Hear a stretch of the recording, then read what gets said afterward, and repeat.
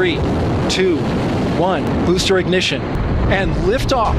অর্ধ শতাব্দীর বেশি সময় পর আর্টেমিস 2 মিশনের 4 নভোচারী চাঁদের উদ্দেশ্যে যাত্রা করেছেন। আর্টেমিস 2 মিশনে অংশ নিচ্ছেন নাসার 4 নভোচারী Reid Wiseman, Christina Koch, Victor Glover এবং কানাডিয়ান মহাকাশচারী জেরেমি হ্যানসেন। নাসার লক্ষ্য কেবল চাঁদে যাওয়াই নয়, বরং সেখানে স্থায়ী একটি ঘাঁটি তৈরি করা। বুধবার ফ্লোরিডা থেকে উৎক্ষেপণ হওয়া এই 10 দিনের অভিযানে তারা চাঁদ প্রদক্ষিণ করে পৃথিবীতে ফিরবেন। এই মিশনে অরিয়ন ক্যাপসুলের জীবন রক্ষাকারী ব্যবস্থা পরীক্ষা করা হচ্ছে, যা 2028 সালে চাঁদে মানুষের পুনরায় অবতরণের পথ প্রশস্ত করবে।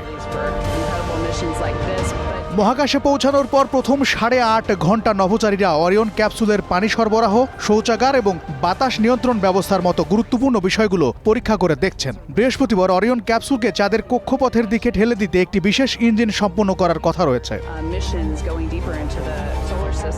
সবকিছু ঠিক থাকলে সোমবার নভোচারীরা চাঁদের পাশ দিয়ে উড়ে যাবেন। এই ভ্রমণের সময় তারা পৃথিবী থেকে প্রায় 2,48,655 মাইল দূরে চলে যাবেন, যা 1970 সালের অ্যাপোলো 13 মিশনের গড়া রেকর্ডকেও ছাড়িয়ে যাবে। চাঁদের পৃষ্ঠ থেকে মাত্র 4 থেকে 6,000 মাইল ওপর দিয়ে যাওয়ার সময় তারা প্রথমবারের মতো মানুষের চোখে চাঁদের সেই অন্ধকার অংশটি দেখার সুযোগ পাবেন, যা পৃথিবী থেকে কখনোই দেখা যায় না।